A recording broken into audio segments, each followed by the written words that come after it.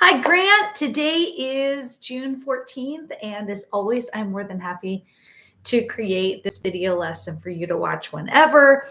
What I want to do today is warm up with you a little bit, just because I was away. I haven't seen you in a couple weeks.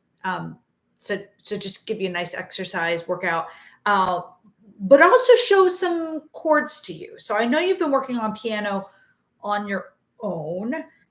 So I just want to show you some of my, I don't know, tips, what I do when I play chords on the piano, a little bit about songwriting and piano playing and stuff like that. So let's start with just vocal warm-ups. Oh, goodness. I have kids playing around with the sounds. There we go. Could I hear on a hum, very buzzy, lips apart, teeth apart, lips barely touching, on a hum, but skipping, which is a little bit harder to get to the heart of the pitch, but you can do it. As long as you can hear that pitch in your head first, before you go to it, you'll get it right. I'm humming, buzzing the heck out of my lips the whole time.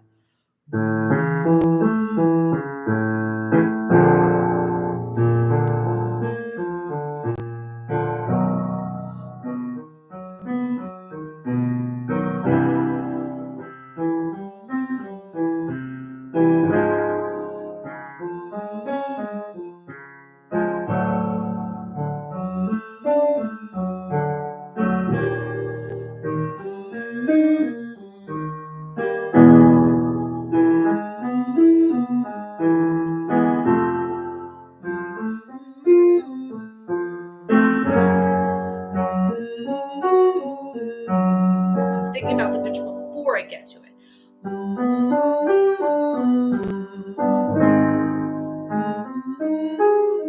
Try to keep it forward and buzzy, even when we go high. I know that was a little high. Very good.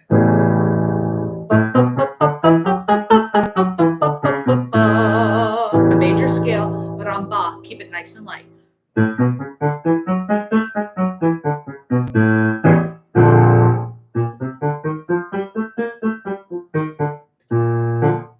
Missed one, sorry.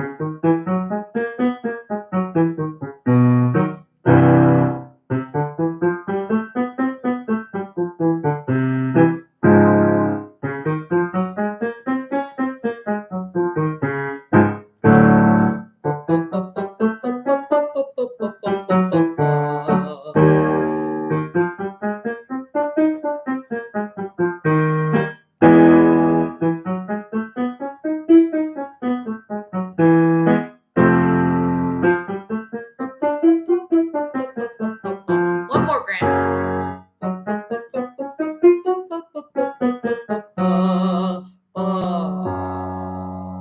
can't go that low, but yeah, you can.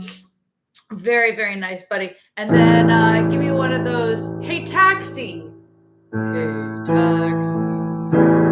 Remember, keep the sung "Hey, taxi" sounding just like the spoken "Hey, taxi." Pronounce it where the location that it feels like it's in your mouth. All of that. Hey, taxi. Hey, taxi. Hey, taxi. Hey, taxi.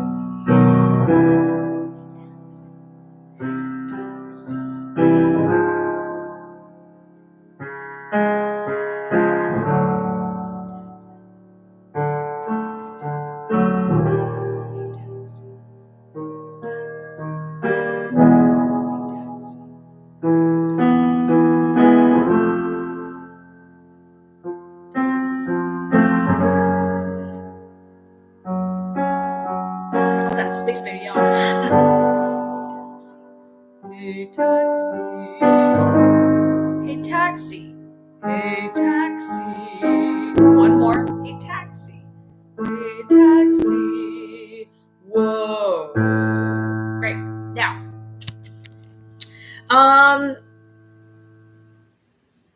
some playing stuff, which goes to the, songwriting stuff. I know that knowing you, Bud, you probably have already looked at like scales, major scales, right? That's a C major scale and stuff like that. Chords, if you need a chord chart, I know you can find one online, but I've got a nice one that's like really colorful. Learning your basic chords is the beginning and the bulk of what you're going to need to use the piano to write, quite frankly. So knowing the chords, primarily today I'm going to focus on 4 chords. Those chords are C major, G major,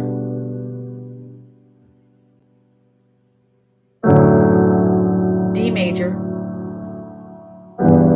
E minor. Let me play it up here so maybe you can hear it even better. C major, G major, D major, E minor. And like I said, if you need a chart, like I said, I have a nice colorful chart that has a little dots where you put your fingers. Primarily with these triads, right? These 3-note chords, because remember, a chord just means 2 or more notes that are associated with each other. Typically, when they're played together simultaneously, not always, but think of it as 2 or more notes that are together, at least in a theoretical sense. They're a team. Okay. This is a kind of chord called the triad. Those are typically played, I can't even think of any exceptions, with your 1 fingers, your 3 fingers, and your 5 fingers. That's why when you saw me, even when I played black keys, even when I had chords with black keys, I had my rounded fingers, heavy arms. That's basic piano technique. And I tried to, my pinky gets weird. And 1, 3, and 5. Now, as you start to play these chords, Grant, you'll notice, I'm sure, like everyone, that 4 and 2 to some extent, but mostly 4 is going to be really annoyed with the fact that it's not playing anything, that it's not involved. Some people, this is worse than others. But you might find that when you play and try some of these chords, these triads, we get 4s moving or wanting to kind of, it's almost like the 4 fingers get minds of their own. Oh, you know what I mean? So, the key to that, I think, is taking lots of breaks,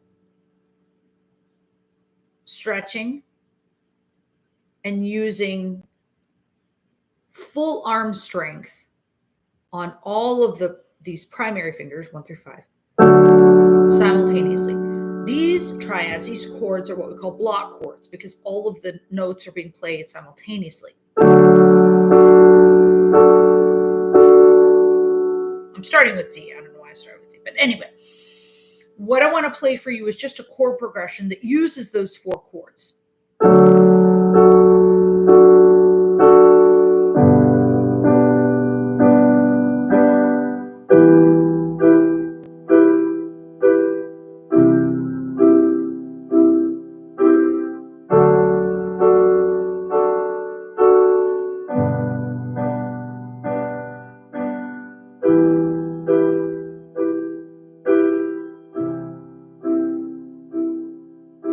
As you might be able to hear, I played a certain order. I played D, G, E minor, C.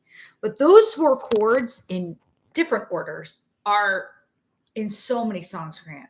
I mean, everybody. Everybody from Justin Bieber to Elvis to B.B. King, right? U2. Lot of different people. Folky stuff, country, certainly. Now we could talk about Roman numerals and what numbers, which Roman numerals those chords are, but maybe that's better for another time. For now, think about playing E minor, C, G, and D. E minor, C major, D major, and G major. Those are chords, I'm just telling from a practical standpoint, you're going to play forever in many different situations. And as you know, because you're playing guitar a lot, you're going to be able to transpose with the help of the capo. On the piano, you'll be able to transpose online. Like there are lots of tools and websites that help you do that. So quite frankly, that is one of many chord progressions that I use to write music. Okay. So often everybody's different. What I'll do is I'll play through a certain progression that I really like, a certain order that sounds really good to me, satisfying to me, over and over again. And I almost zone out because it's so repetitive. And then what happens is over time, you play that 4-chord progression like 4 or 5 times, you start to zone out a little, and then you'll often find that either words come to your mind naturally or that pictures come to your mind, maybe even like photographic kind of pictures, just naturally. And that can be really fun. If words come to your mind, great. You can either obviously record, like on your phone, easy. I know you've been doing that. Write them down, obviously, I guess. But if you have pictures come to your mind, describe the picture, right?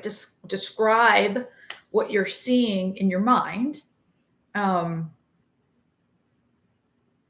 in a recording, I would say, like, I see a dark street with a lamp post, 2 people walking. I would go through that and sort of, and don't even think of it in terms of it being a song, right? Or I'm writing a song, right? Just think of it first as building a story.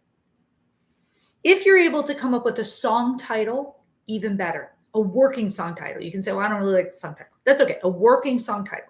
Because that song title will help you focus everything toward that. It's almost like it's like a hub that everything kind of comes out from. And then use those chords, like I said, to kind of, on the piano if you like. Sometimes I know you play the guitar, but sometimes being on the piano, it can just inspire you a little bit differently. Different instruments. So have fun with this. Keep singing, and I'll see you next week.